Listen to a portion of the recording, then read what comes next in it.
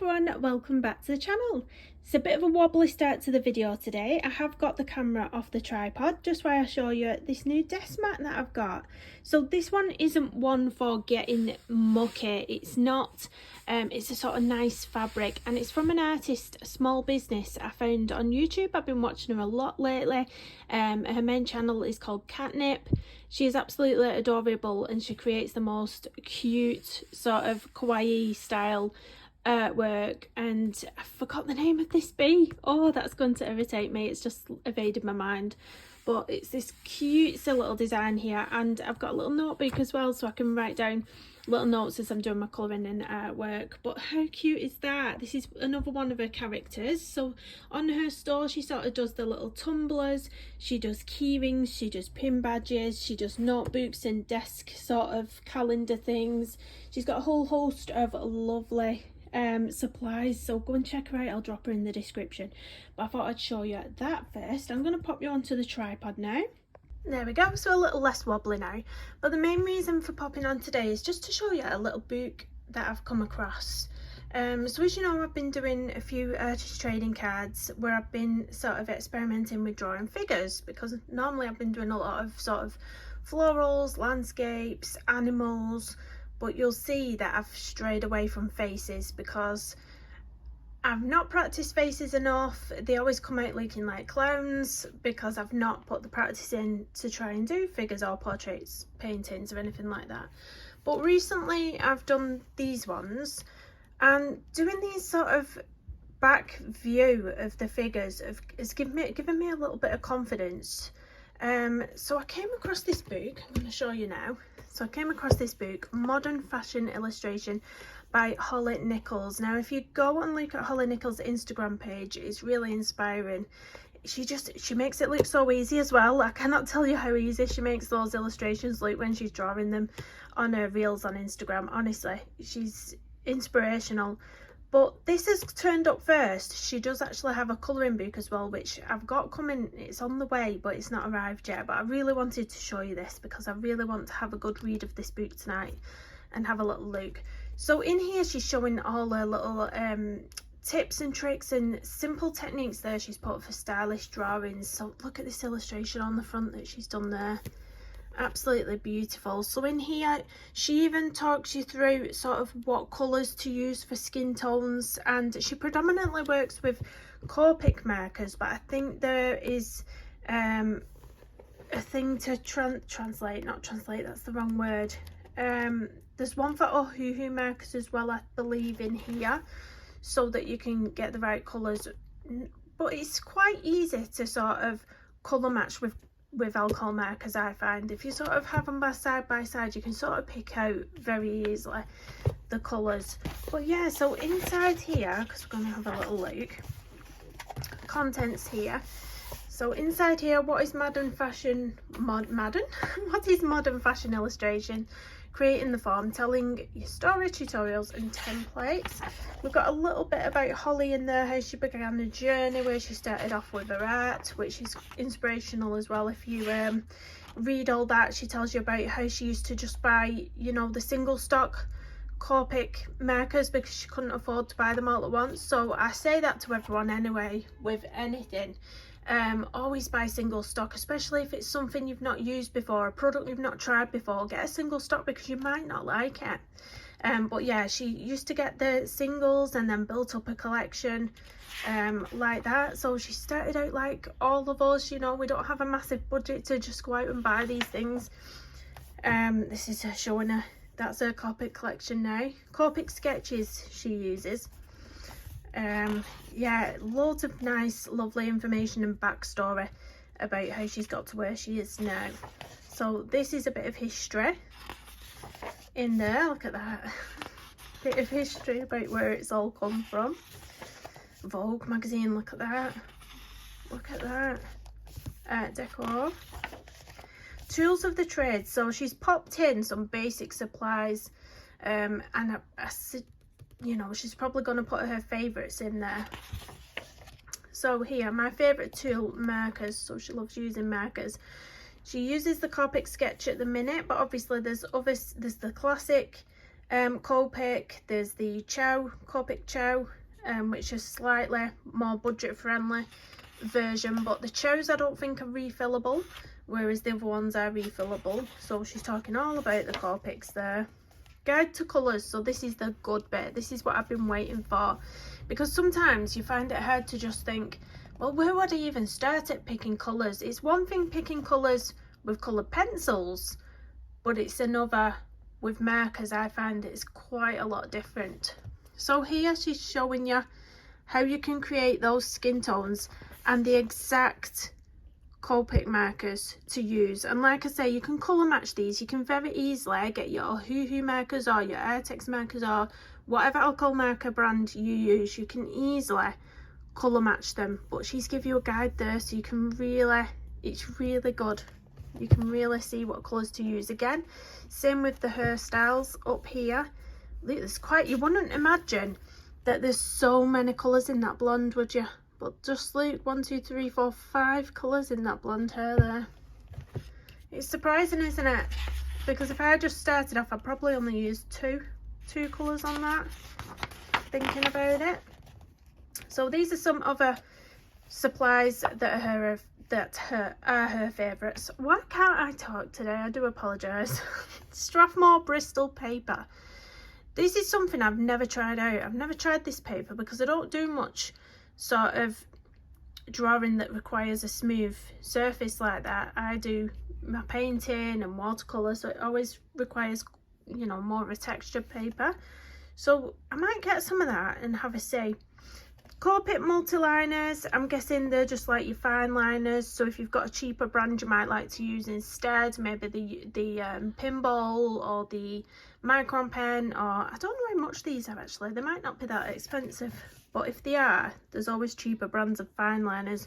Just make sure that they're archival if you want your artwork to last, and that they won't bleed. Basically, that's the worst thing you can have, is them bleeding. You know, when you're going over with your alcohol markers, you don't want the ink to move from your fine liners. And then we've got some pencils, and I'm not sure what this is. This looks interesting. Copic Opaque White for highlights. I bet that's really nice actually. I've never seen that before, but I bet that's really good. Digital tools. One thing I have never gone into at the minute is digital, but I've been watching, like the lady where I got this lovely desk mat from.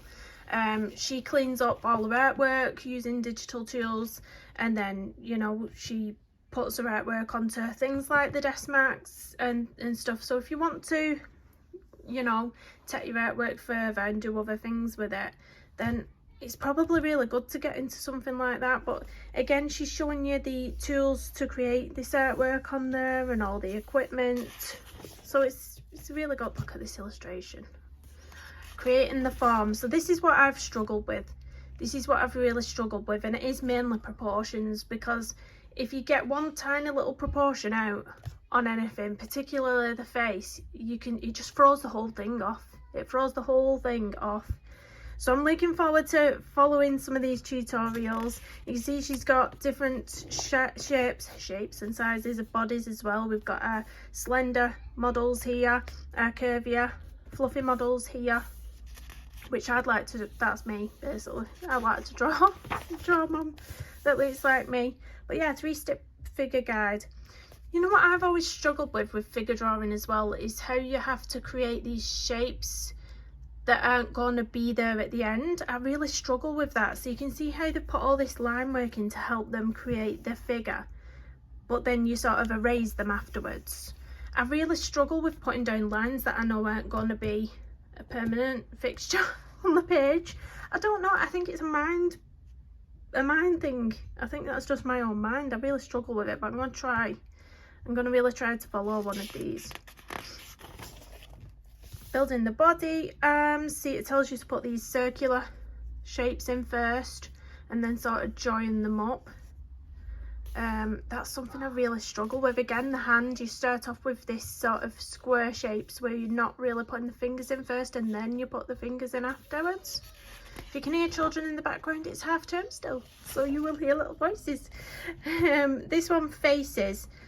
So I'm very curious about, she seems to have this sort of preferred shape to the faces that she draws. If you go over onto her Instagram page, she does like this, would you call this a triangular shaped face? What face would you call this, or is this a heart shaped face?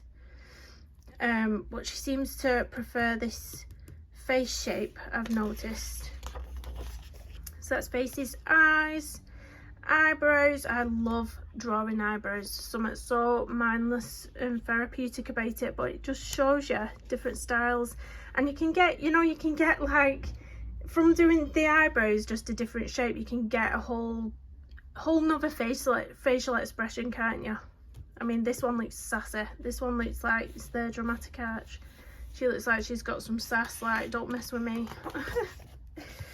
Here we go, lips. So again, we're drawing 3 circles and then making it into the lips. I struggle to see the bigger picture, do you know, but I'm going to try my hardest to do it this way, because that's how you're going to get your proportions right, isn't it? Rather than just trying to draw it off the cuff. Any artists you see, well, most of them, I don't think I've seen any not put some sort of initial sort of circular illustrations in first. But yeah, I'm gonna give this a shot. How to illustrate beautiful hair. Again, this is something that interests me, and something that you'll notice that I've been trying on my paintings is different hairstyles. So actually it's quite tricky to do braids. Actually, I found that was quite challenging. So we've got lots of braids here. Look at this one, and then a big top knot or bun on top there. I love it. I love all the different styles. I think this one to do natural curls actually is a lot easier, look. So you can see it looks like it's almost been done with a fine line of that, and it is just how you used to doodle on a piece of scrap paper and just do the little curls like that. That's literally all you would do for that, looking at it. So we've got creating the shape, and it will sort of show you there how to do that. Hair worn down, hair pulled back. And then we've got this, sketching the styles. So from runway looks to casual attire, fashion illustration is all about the clothes. Go over to her Instagram page. Honestly, the way she brings a simple sketch to absolutely 0 to 10 on that Instagram page is amazing. You'll see her just start off with a simple, very simple design. Once she starts adding the colour, once she starts adding the glitter and the sparkle and the extra little details, oh my gosh, I love it. I love it. But we've got simple clothes, so we've got tank tops, t-shirts. You sort of see should rest loosely on the arm and may have some pluckering and fold marks, so she's telling you about how to pop all those in. Fitted pants, relaxed pants. Then we've got skirts. I love those little skirts. Shorts. So she's telling you how to draw them on the body to get the correct fit, so it looks more realistic, I suppose. Casual dresses. The couture dresses is what I love to see her do. I love to watch her do the couture dresses. Absolutely amazing. Outwear, sweaters, and then fashion accessories, shoes, hats, purses, swimwear, underwear. Colouring techniques. So this is just, she makes it look super easy, and I'm hoping that after I've read all this it'll be super easy for me as well, because one thing I've always struggled with is alcohol markers. So yeah, she even shows you or explains how to hold your marker to get different lines and strokes. So yeah. Oh, so don't start in the middle, she's saying there, start at the edge. So there's loads of tips and tricks in here. It will tell you absolutely everything. If you've got any sort of interest in trying to draw yourself figures, or even if you just want tips on alcohol markers, because there's a lot of that in here, blending techniques here we've got going on, even if you just want to learn something like that. And then we've got textures, so she'll even show you how to create this demming effect, illustrating textured fabrics. These are some of her illustrations. Gorgeous. I love this one, how she makes that look like a glittery dress, like sequins. Beautiful. Again, I love these, and it's so simple. Like, when you see her doing it, she'll create these little tiny little dotting details, and then it just turns into something spectacular. But I'm going to attempt it. I'm going to attempt it. Leather. Look at that leather. You can just see the texture in it, but it's made easy. So you can see how she's created this from this one little line and then joining it on. Beautiful. I love this one. Texture in that handbag. Building a background. That's the thing that scares me the most with marker pens. I don't mind with my paints. I don't mind with any other sort of mediums or my colour pencils. That does scare me. Using alcohol markers for a background. But like I say, I'm going to give all this a shot. I'm going to have a good read of this first tonight. This book, if I get time, once I put the kiddies in bed. And then I'm just going to give one drawing a shot, I think. I've got, you know, a couple of empty sketchbooks, which actually the paper might not be right in those. I'll have to check. I don't think it'll be smooth enough. I might have to buy myself a new sketchbook. But yeah, objects, how to do sofas, beds, books, fully sketched backgrounds. Look at her. Wish I were there right now. I love it. Real life backgrounds. So you can see she's taking inspiration there. She's creating her own reference pictures by going, taking pictures, photographs, and then using them in her illustrations. Look at that. Telling your story. Creating a narrative. Tell a story with your illustrations by providing some context and clarity, and don't be afraid to let your imagination run wild. Love this one. Wish I looked that glamorous when I was painting, but I really don't. Yeah, so posture, position and pose. So these are all things I struggle with figures. So this book is amazing. I cannot tell you how much detail, tips, tricks, techniques she's put into this book. It must have took, you know, quite some time to get out. Look at that. I love these hats. Love those hats. That's why mine isn't anywhere near as good as that, but this was the little hat I painted, because I love those hats. They don't suit me though. They don't suit me. Moving past creative block. So if you get creative block, if you've done a couple of tutorials but you don't know how to go from, you know, copying somebody else's work to putting your own stuff into there, then there's some inspiration igniters there for you. I think that's one of the hardest things, isn't it? When you're learning how to do something and you're following a tutorial and then you've suddenly got to leave that tutorial behind and try to go it alone. I think that's the hardest bit. Take time, going digital. So at some point this is something I want to read, definitely. So these are all the brushes you can get for the iPads or whatever. Like I say, I've never tried digital art, so I would not know where to start with this. So the fact that she's popped all this in as well, really helpful. So I think that's a lot of this in the back of here. Social media. It's great to have lots of likes and followers, but at the end of the day, the only person you need to impress is yourself. That's exactly right. I found out that doing colouring and starting to do my own artwork now, I've found that a colouring page I might post up onto Instagram could get 500 likes. One of these paintings that I post to Instagram might only get 12 likes.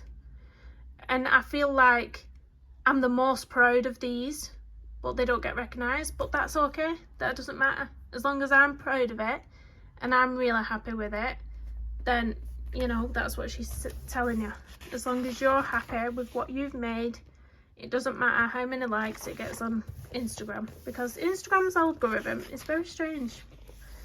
Building a brand.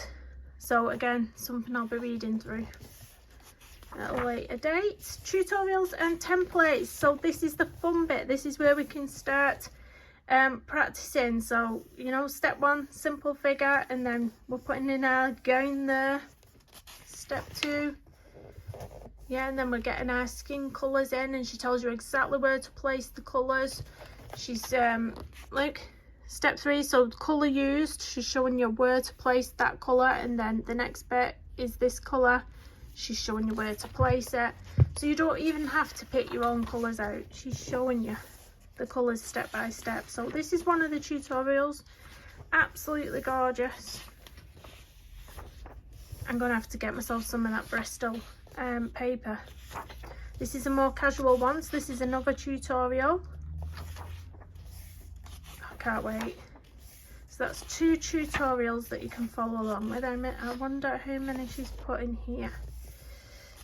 I think that's it. That's just 2 tutorials. And this is back to digital illustrations. So these are tutorials on how to do the digital side. So there's something for everyone in this book. I really do think there's something for everyone in this book. This is really, really handy to know because I haven't got the foggiest on how to start with doing something digital like that. Absolutely, I have not got the foggiest. So that is really, really helpful actually. I have no idea what that word is and I have never heard of that word in my life. What does that say? I'm not even going to attempt that. We'll just say and sketches. I have no idea. I'm going to have to Google that. I thought I was quite smart, but that word, I've never heard of that in my life. Right. Oh, we've got another tutorial here. Use this basic pose as a foundation for drawing any garment of your choice so you can practice drawing the clothes on these ones. So we've got a more slender model and a curvier model here. That's nice, isn't it? That you've got both. You've got an option there. So yeah, so you can practice your colouring techniques on these ones. Rear view, that's what I've been loving doing at the minute, obviously with the cards. And then faces, so you can practice, oh I love this part of the book. So you can practice the skin colours. So there's enough pages here to try all the, how many pages have we got? Yeah, there's enough pages to try out all the different skin tones that she's popped on, because she did do colours in the front of the book for a light, medium and dark skin tone, didn't she? So there's enough room here, enough faces to try all those out. Beautiful. Or is that trying lips? Oh, you're doing things, aren't you? Keep on practicing the different shapes and elements that make sketching facial features so much fun. So I think you can continue to pop in the lips and also hairstyles. You can pop in the hairstyles on here because there's no hair on them, is there? So you can practice your hair and the little facial features that aren't in already. Colour it in, so more colouring. And this time you can practice colouring the backgrounds, I'm guessing, on this one. Oh, I love it. Absolutely love it. The only thing I'm a bit worried about with this, I'm glad I've got the colouring book on its way as well, because the colouring book, I believe, is single-sided and it has really thick paper in it. The thing I'd worry about with practising the alcohol markers in here is that it's not the thinnest paper in the world, but it would bleed through and it's double-sided. So if I wanted to practice colouring this with the alcohol markers, then it's going to bleed through to that illustration. So that's a bit strange, but like I say, I've got the colouring book on the way, so I can do all my practising with blending in that. But yeah, that's a bit of a strange one. And then we have the end, so we've just got acknowledgements about the author and an index there. So yeah, I love this book. It's exactly what I've been looking for. It's very informative. It's going to help me loads with, you know, gaining confidence in trying to do these figures. And hopefully you'll see me drawing something as well as painting things that are a front view.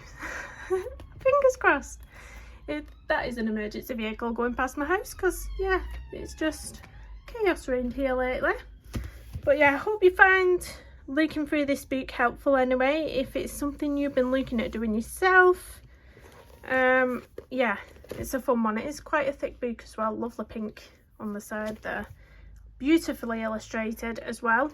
Please go and check her out on Instagram, because you will be amazed. If you're not already following her, you'll be amazed at what she does. And check out Katnipp as well, because I love that. So yeah, Bit of a chaotic video, but I really wanted to get that in there. Kiddies in the background, walking in the room about 100 times, but there we go, that's life. That's my little life here with 5 kiddos.